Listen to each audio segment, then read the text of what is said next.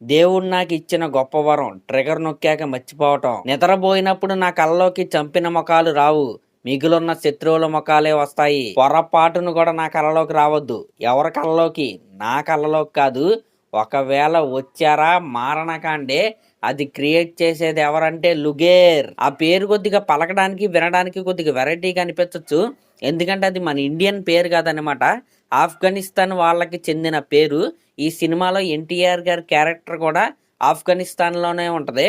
అంటే ఎన్టీఆర్ గారు ఈ సినిమాలో ఒక రూత్లెస్ డ్రగ్ లార్డ్ లాగా అయితే మనకైతే కనపడతారు. అసలు ఏంటంటే బ్రిటిష్ వాళ్ళు మన ఇండియాను పరిపాలించేటప్పుడు ఇక్కడ ఓపియం అనే ఒక మొక్క అయితే పెరిగిద్దంట.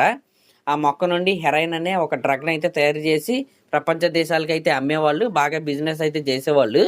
కానీ ఎప్పుడైతే 1947లో మన భారతదేశానికి స్వాతంత్రం వచ్చిందో బ్రిటిష్ వాళ్ళు అయితే ఇక్కడ నుంచి అయితే వెళ్ళిపోయారు. ఆ బిజినెస్ ఏదైతే ఉందో అది అలా ఖాళీగా అయిపోయింది.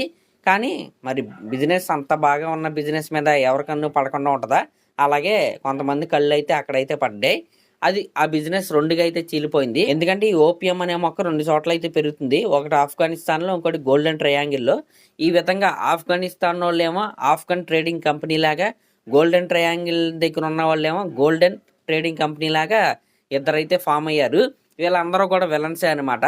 అయితే మన ఎన్టీఆర్ గారు ఎవరంటే ఈ ఆఫ్ఘన్ ట్రేడింగ్ కంపెనీ వాళ్ళు ఉన్నారు కదా, వాళ్ళకి చీఫ్ అసాసిన్గా మన ఎన్టీఆర్ గారు అయితే కనపడతారు. అంటే ఈ కంపెనీ మీదకి ఎవరైనా యుద్ధానికి వస్తే మన యంగ్ టైగర్ ఎన్టీఆర్ గారు అలా అడ్డంగా నిలబడిపోయి ఓచకోత కోసే క్యారెక్టర్లో ఆయన అయితే కనపడుతున్నాడు.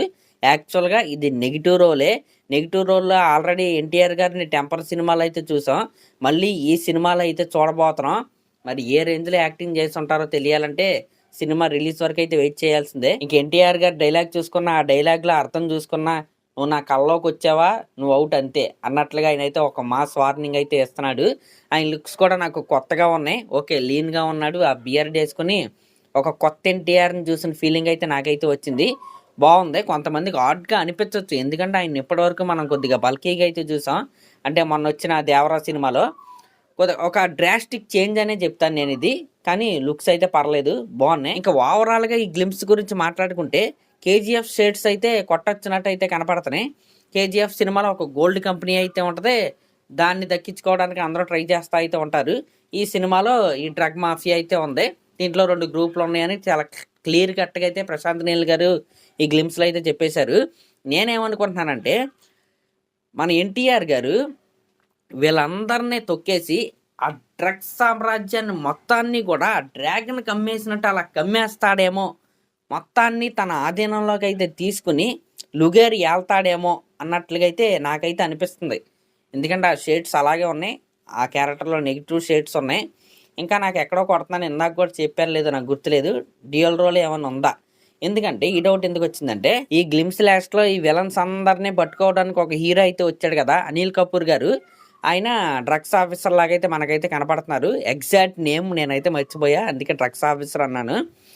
నాకేమనిపిస్తుందంటే ఇద్దరు ఎన్టీఆర్లు ఉంటారు. ఫస్ట్ ఎన్టీఆర్ని ఏమైనా ఈ అనిల్ కపూర్ గారు చంపేస్తే ఆ సామ్రాజ్యాన్ని మళ్ళీ పొందడానికి ఎన్టీఆర్ గారు కొడుకు మళ్ళీ వస్తాడా? ఈ రకమైన థాట్స్ అయితే నాకైతే వచ్చినాయి. ఓవరాల్గా చాలా రిచ్గా అయితే ఉంది గ్లిమ్స్. చాలా అంటే చాలా రిచ్గా అయితే ఉంది. ఎన్టీఆర్ గారిని ఎప్పుడు చూడని విధంగా ప్రశాంత్ నీల్ గారు అయితే ప్రజెంట్ చేశారు. ఓవరాల్గా సాటిస్ఫైడ్. ఓకే, ఈ గ్లిమ్స్లో వీళ్ళు అనుకున్న మోటివ్ ఏంటంటే ఎన్టీఆర్ గారి క్యారెక్టర్ ఎలా ఉండబోతుంది, ఈ సినిమా ప్రపంచం ఎలా ఉండబోతుంది, అదే వీళ్ళ మోటివ్. దాన్ని చాలా బాగా కన్వే చేశారు. ఇంకా కేజీఎఫ్ సినిమాతో కంపారిజన్స్ ఖచ్చితంగా వస్తాయి. ఇంకా మనం ముందొచ్చే కంటెంట్తో మనం అప్పుడైతే మాట్లాడుకోవాలి. ఒకవేళ కేజీఎఫ్ లాగా ఉన్నా కేజీఎఫ్ హిట్ సినిమానేగా, ఇది కూడా ఖచ్చితంగా హిట్ అయిపోద్ది. దీంట్లో ఎటువంటి డౌట్ అయితే లేదు. ఎందుకంటే ప్రశాంత్ నీల్ గారి టేకింగ్ అలా ఉంటుంది. సలార్లో కూడా అంతే. ఆ చైర్ కోసమే కదా మొత్తం. సినిమా అన్నాక ఏదో ఒక మోటివ్ ఉండాలి.